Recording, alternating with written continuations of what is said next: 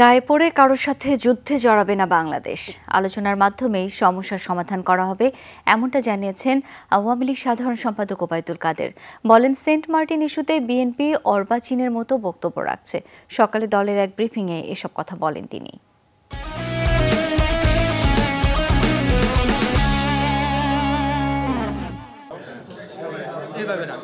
সকালে দলীয় সভাপতির রাজনৈতিক কার্যালয়ে ছিল ব্রিফিং।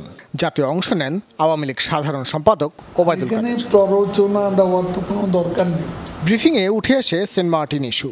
দ্বীপ দখল হয়ে যাচ্ছে। বিএনপি জামাতের পক্ষ থেকেই সামাজিক মাধ্যমে এমন গুজব ছড়ানো হয়েছিল বলে দাবি তার।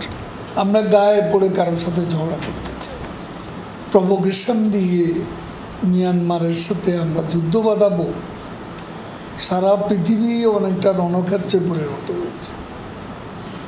আমরা যতদূর সম্ভব আলাপ আলোচনার মাধ্যমে সমস্যার সমাধান, যে কোনো সমস্যার সমাধান আমরা করতে পারবো। বিএনপির সাংগঠনিক পরিস্থিতি নিয়েও কথা বলেন আওয়ামী লীগ সাধারণ সম্পাদক। জানান, বিএনপিতে কখনোই গণতন্ত্রের চর্চা ছিল না। এটা স্বীকৃতি তারা দিল। তারা ব্যর্থ বলেই এখন কাউকে সরিয়ে দিচ্ছে। ব্যর্থতার দায়টা, মূল দায়টা যা, তিনি রিমোট কন্ট্রোলে কাউকে সরিয়ে দিচ্ছেন, কাউকে পদায়ন করছে।